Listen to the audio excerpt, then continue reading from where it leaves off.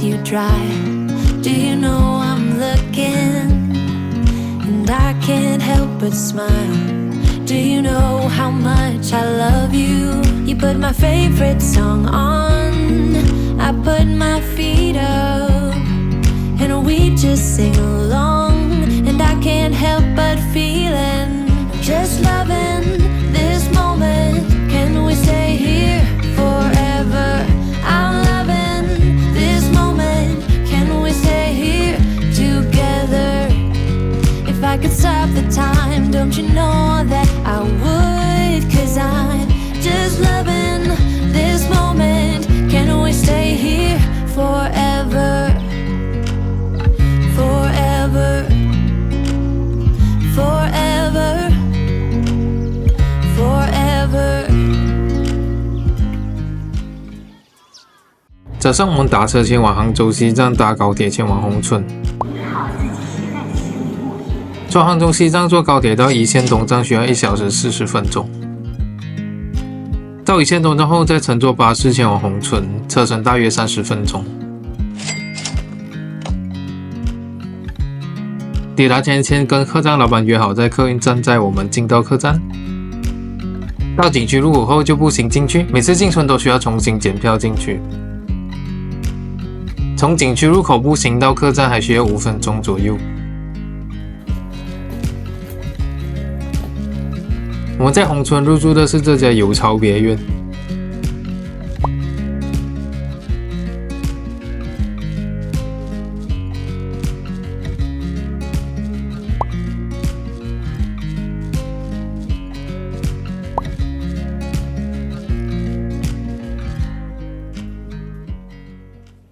宏村位于中国安徽省黄山市黟县，始建于南宋绍兴年间，距今也有近900年的历史。宏村是国家5A级旅游景区，更与附近的西堤村共同被列入世界文化遗产。这也是一座依照仿真流行而建的古村落。村口的古树是角，如今的月藻是味，蜿蜒的水镇贯穿了整座古村落。同行们进入景区后，就会先来到这里的地标南湖。走在南湖畔，随处可以见到正在写生的学生，还有背着长枪短炮的老法师们。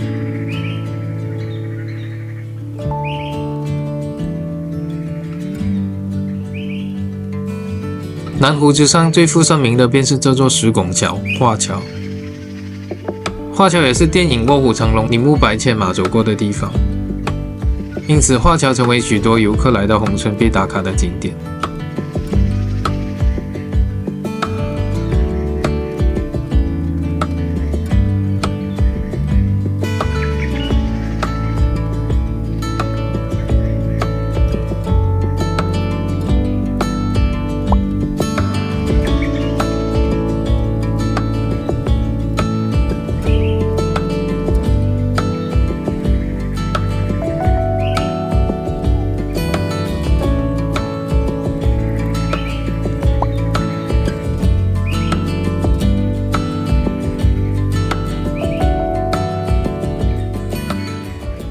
南湖这里有一座南湖书院，是宏村很有代表性的文化景点。前身是明末时期宏村人在湖边建造的几所私塾，后来在清嘉庆19年合并重建，成为了现在的南湖书院。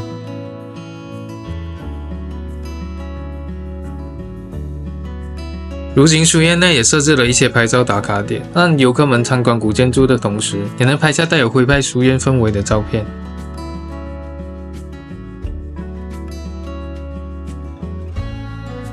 我们其实白天没有特别在宏村里闲逛，而是等到晚上才开始慢慢感受这座古村。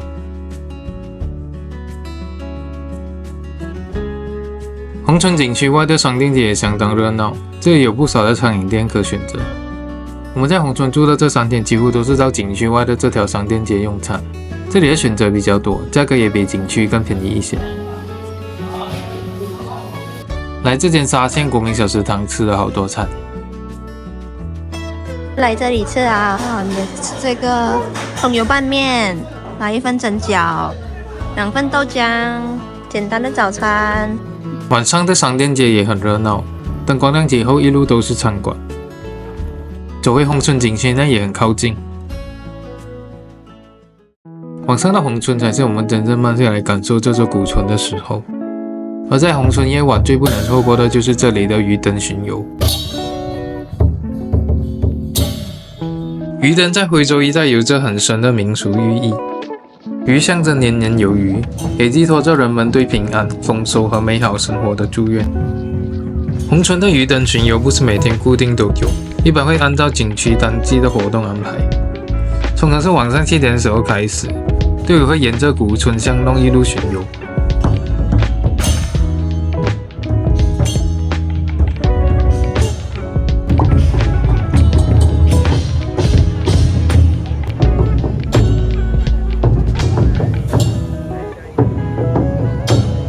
就算当天没有鱼灯巡演，夜早也是很多游客来到宏村一定会拍照打卡的地方。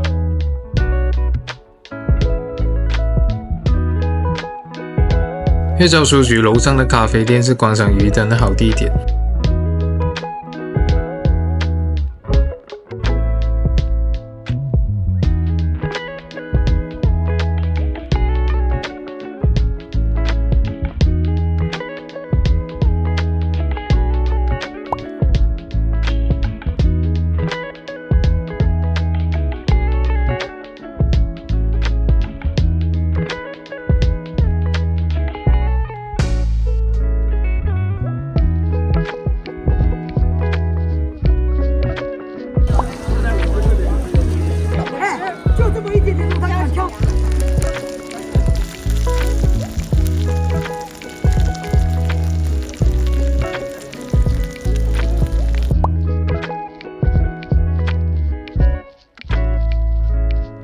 晚上也可以走到南湖一带散步。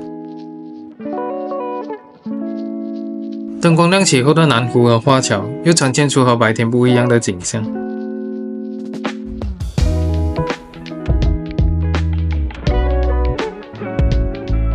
可以买点小吃饮料，在南湖旁找个位置坐下来，边吃边看着湖面和花桥的夜景。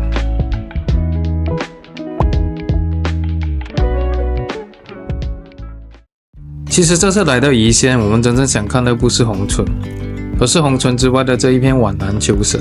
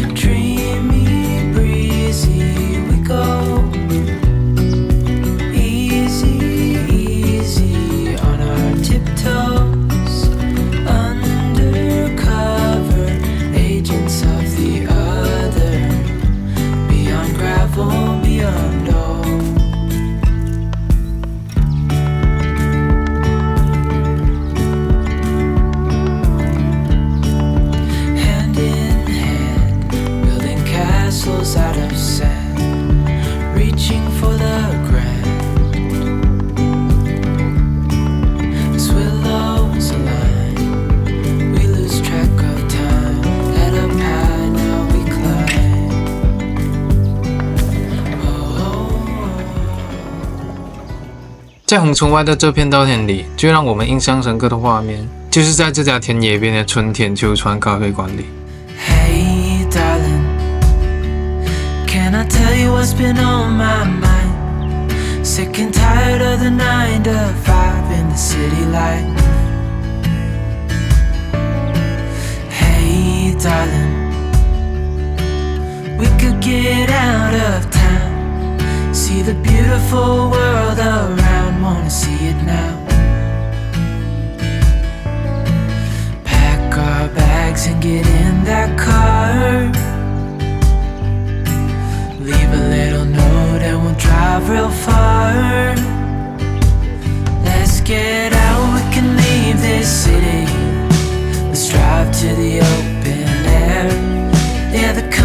memories sounded so pretty with the wind blowing in your hair. We can look back someday, baby, don't you understand that we only get one life? I wanna make it count, honey, come on now and take my hand. Hey darling, I love it when it's me and you on the road with a couple of tunes in a car for two. Hey darling, you know we're gonna have a really good time, driving in the middle of the night when the stars are bright. 除了宏村，这里还有个很多游客都会一大早特地前来看日出的观景点——卢村观景台。早上6点，我们就走到西门出口坐电瓶车前往卢村观景台。来到卢村观景台的人数比我们想象中多得多，竟然还会堵车，需要走路上去。早上6点20分的卢村观景台已经挤满了人，这时候要找个好位置拍日出已经有点困难了。观景台的上空至少有20-30台无人机同时起飞。Shadows move, skin to skin. Something unspoken. Will you let me in? You and I will always have that one night. Come morning light, we'll always have that sunrise. We'll always have that sunrise.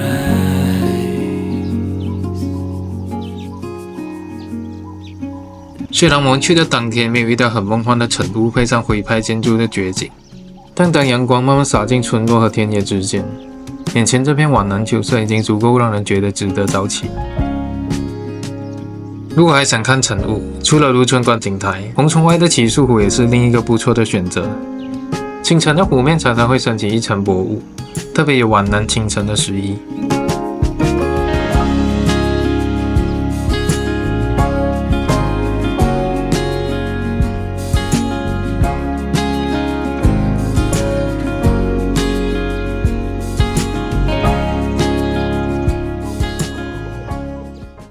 我们从卢村打车来到另一个村落塔川。塔川的秋色一直被很多人称为中国4大秋色之一，也有塔川归来不看秋的说法。接下来就跟着我们的镜头一起走进塔川。我们先来到了塔川书院喝个早茶。Another rainy afternoon, I don't know what I'm to do. I just miss you more than anything. 塔川书院其实是一家民宿，不過這裡的觀景餐廳有對外開放，不一定要入住，遊客也可以進來用餐。Wish you'd stayed here beside me. This isn't how it's supposed to be. Wish you'd stayed here right with me. I can't shake that feeling that we said goodbye too soon. 从航拍视角起飞的时候，看到塔川景区外的稻田大多已经是收割了，而如今进入塔川景区是需要收取入门票的。从航拍视角也看到村内大多的稻田也是已经收割了。我们个人感觉昨天去的宏村外的稻田更美，就没选择进去塔川。但看到来到塔川的游客还是蛮多的。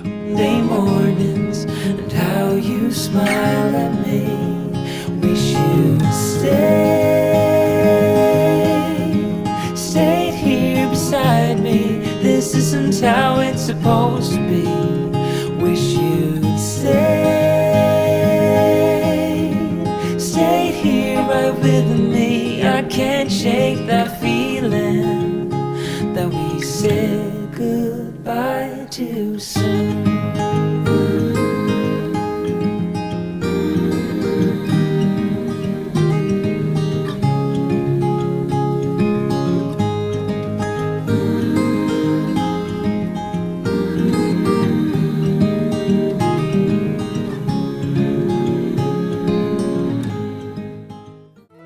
在黟县除了宏村，还有一个很值得去走走的村落，就是碧山村。从宏村打车过去大约25分钟，距离不算太远。相比宏村的人潮，碧山村的氛围更安静、更生活化。在这里可以看到皖南村落比较自然的一面。从村口走进来没多久，就会看到一间鱼灯手绘自制的小店，店里挂满了一盏盏手绘鱼灯。这里依然有人坚持用传统方式制作鱼灯，让这项夔州民俗工艺能继续被看见。They never seem to leave my mind. And this road that I am on, I gotta stay here for some time.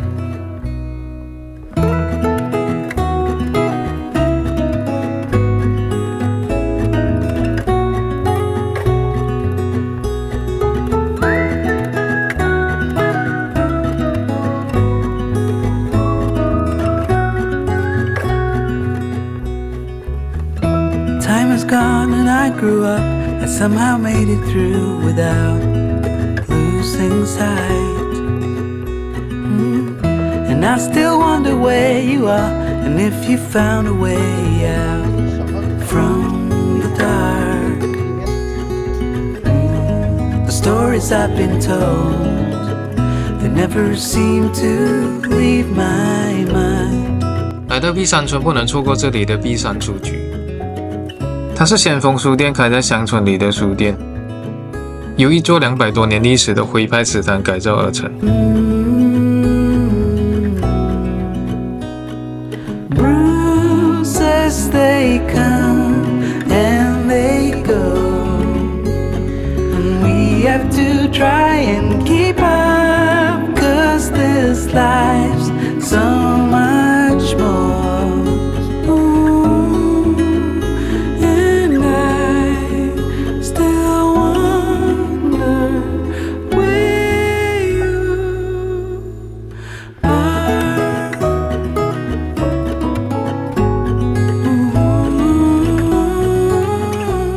If you found a way. 在碧山村来到这家阿普汤水铺喝个早茶。I will be the last to leave. I won't say a word, just let you breathe. I won't make a sound. I won't slow you down. I knew we were on borrowed time, just a passing streak, nothing you would keep. I fell in too deep.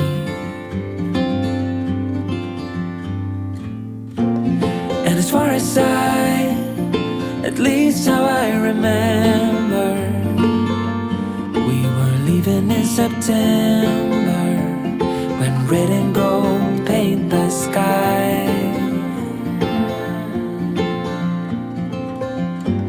And as far as though maybe I pretend. 走到云门塔附近，看到几颗漂亮的银星。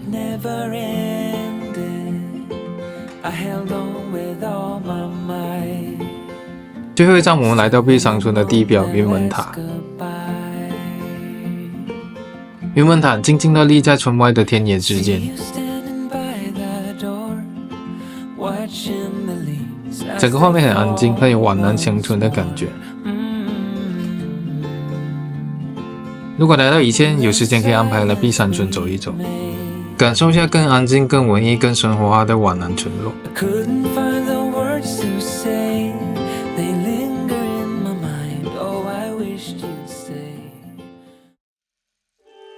皖南旅程的最后一个景区，我们来到了秀里水镇。秀里水镇是一个由影视城改造而来的景区。这里的门票价格亲民，单买门票景区10元，如果是门票和船票一起买则是30元。整个景区不算大，基本上走走看看、拍拍照1-2个小时就很足够了。景区里只有几间小店和餐馆有在营业。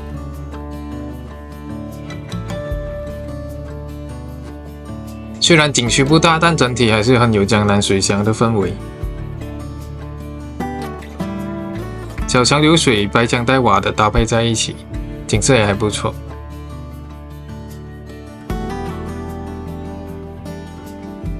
这里比较知名的取景就是电影版的《武林外传》。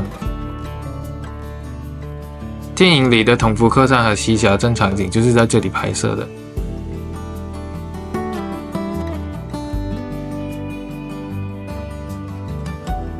我们也体验了这里的游船，不过景区里的河道比较小，基本上就是绕一圈再回来，整体的体验比较单一。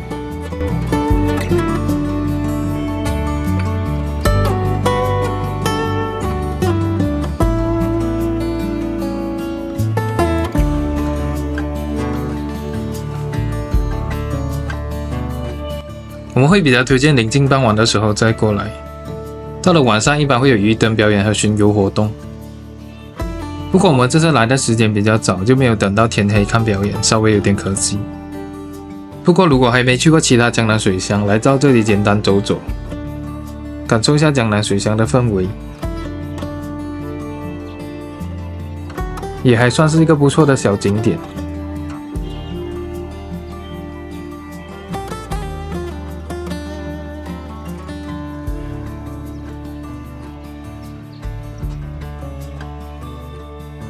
我们在黟县的旅程就在这里告一段落。如果你喜欢这支影片，别忘了帮我们点赞和订阅我们的频道。